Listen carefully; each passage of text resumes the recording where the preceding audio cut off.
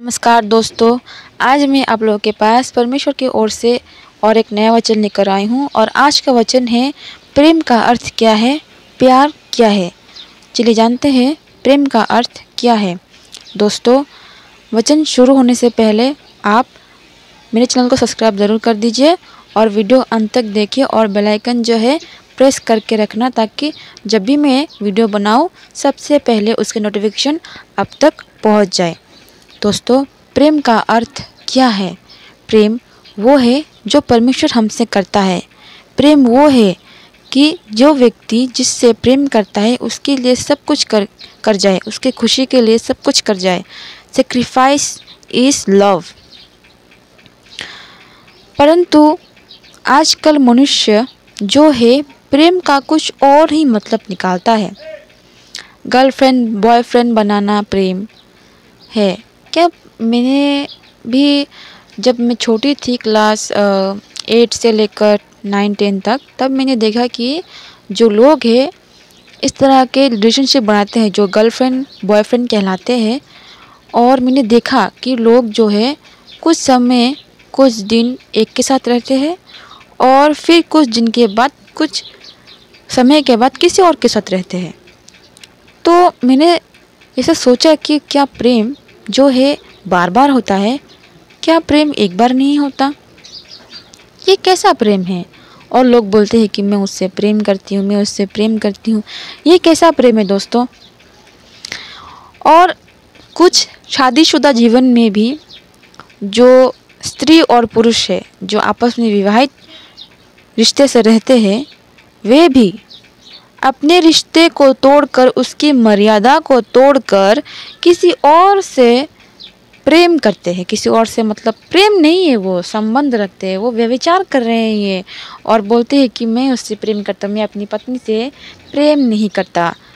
फिर भी 3-4 बच्चे हो लिए। इस संसार का नियम अब हो गया है ऐसा। इस संसार का प्रेम अब ऐसा हो गया है। तो कभी ऐसा होता है तो बोलते हैं कि मैं राधा हूँ, कृष्ण की राधा हूँ मैं, और वो जो है रुक्मिणी है, उसके साथ उसका संग विवाह हुआ है, लेकिन कृष्ण तो राधा से प्रेम करता है, रुक्मिणी से थोड़ी प्रेम करता है, इसलिए वो मेरे पास है।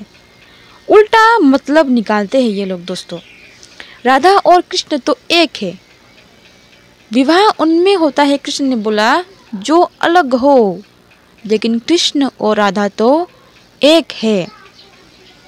और वैसे भी कृष्ण तो रूप लेकर आया है यहाँ पर पृथ्वी धर्म में।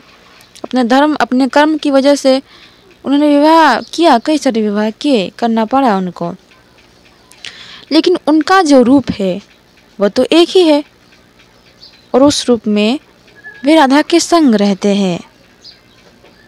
उन्होंने इस पृथ्वी पर जन्म लिया ताकि मनुष्य को प्रेम का अर्थ सिखा सके, और आज मनुष्य उनके ही प्रेम पर सवाल उठा रहे हैं कि अगर वो राधा से प्रेम करते हैं तो उन्होंने इतने सारे विवाह क्यों किए, उनसे विवाह क्यों नहीं किया।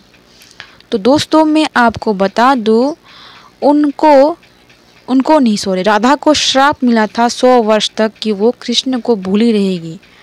राधा की पीछे पीछे कृष्ण भी यहाँ पर चले आए। 100 वर्ष तक वे अलग रहे। 100 वर्ष के पश्चात उनको उनकी स्मृति याद आई, किंतु कुछ कर्म, कुछ धर्म की वजह से, कंस का जो है वध करने की वजह से, अपनी माता पिता को छुड़ाने की वजह से, किसी कारण से उनके संग विवाह नहीं हो पाया। मतलब कृष्ण के साथ राधा का विवाह नहीं हो पाया। और कृष्ण ने ये वचन भी कहा है कि कृष्ण और राधा तो एक है, विवाह उनके मध्य होता है जो अलग अलग व्यक्ति हो, किंतु हम तो एक है। तो दोस्तों, कृपया भगवान के जो कार्य है उनको शारीरिक रूप से ना टोले शारीरिक रूप से। जो आप जानते नहीं, जो आप समझ नहीं सकते, उसके विषय में आप कुछ गलत ना कहें। भगवत गीता पढ़े, रामायण पढ़े, वहाँ पे क्या लिखा है, क्या वचन का अर्थ है, समझ कर बोलिए। क्यों उल्टी सीधी बात करते हैं दोस्तों। क्यों अपने कर्म को, अपने बुरे कर्म को ढाकने के लिए आप परमेश्वर को दोष देते हैं, आप उनके कार्य को दोष देते हैं। स्वयं ने जो बुरा कार्य किया है उसको आप क्यों स्वीकार नहीं करते? आप जो कर रहे हैं वो गलत है, वो प्रेम नहीं, वो शारीरिक लालसा है जिसमें पूरा संसार डूबा हुआ है, बच्चों से लेकर बूढ़ों तक। हाँ दोस्तों, बूढ़ों तक भी है। वो तो बात कहने में भी लज्जा आती है, लेकिन है, हमारे घर में ही स्वयं है। हमारे जो बूढ़े दादाजी है वह अभी भी इस चक्रव्यूह में लिप्त हुए हैं, अभी बूढ़े उम्र में भी शादी कर ली है।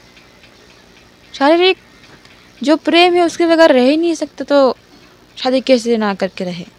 तो करनी ही होगी। दोस्तों, इस माया चक्र से बाहर निकलिए। ये शरीर जो है नश्वर है। आप जब मरेंगे ना आपकी पत्नी साथ जाएगी, ना आपके बच्चे साथ जाएंगे, ना आपके रिश्तेदार साथ जाएंगे, ना आपके दोस्त, कोई नहीं। आप अकेले ही मरोगे। जैसे आप अकेले इस दुनिया में आए हो वैसे आप अकेले ही जाओगे। लेकिन इसका मतलब ये नहीं है कि अब संसार ना करे, किसी एक के साथ करे, कभी यहाँ कभी वहाँ, ऐसा ना करे। मुझे पता है कि सारे लोग ऐसे नहीं, लेकिन सारे में से पकड़ लीजिए 100% में से 99% जो है ऐसे ही है। 1% जो लोग हैं वही अच्छे हैं, जो अपने रिश्तों का सम्मान करते हैं, जो अपनी बीवी का, अपने पति का सम्मान करते हैं, आदर करते हैं, वह ऐसा नहीं करते।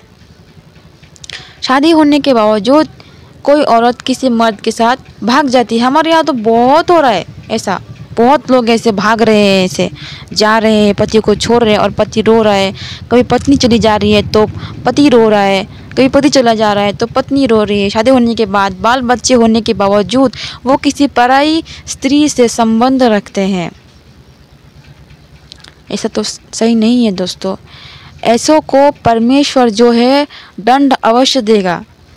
अभी भी समय है, अपने पापों को परमेश्वर के चरणों में रख दीजिए, वो आपको साफ करेगा, वो आपको इन पापों से मुक्ति दिलाएगा। अभी भी वक्त है दोस्तों।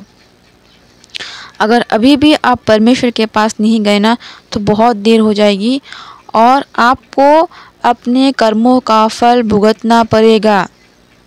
कृष्ण कहता है तुम जो करोगे वो तुम भुगतोगे, कर्म का फल भोगना ही होगा। लेकिन केवल यीशु मसीह है जिन्होंने हमारे कर्म के फल को विफल कर दिया है। अगर हम उसकी शरण में जाए, उसके चरणों में हम अगर जाए, अपने पापों को उसके चरणों में रख दे, क्षमा मांगे उससे, तो हमारा जो पाप है हमारे साथ जुड़ा नहीं रहता, हमारा उसमें नया जन्म होता है दोस्तों। सारे पापों की सज़ा वो पहले ही काट चुका क्रूस पर। आप जानते हैं दोस्तों, अब सब कुछ जानते हैं क्या बुरा है क्या भला है, फिर भी जो है ये शरीर जो है आपको शारीरिक अभिलाषाओं में फंसाता है दोस्तों। इसलिए इन सब से बचने का मार्ग सिर्फ और सिर्फ परमेश्वर है। परमेश्वर का वचन है, उसकी शरण में आइए, उसके वचनों का मनन कीजिए दोस्तों। जितना आप उसके वचनों का मनन करेंगे उतना ही शैतान आपसे दूर रहेगा, उसके बुरे कर्म जो है आपसे दूर रहेंगे दोस्तों। आज का वचन यहीं तक। धन्यवाद।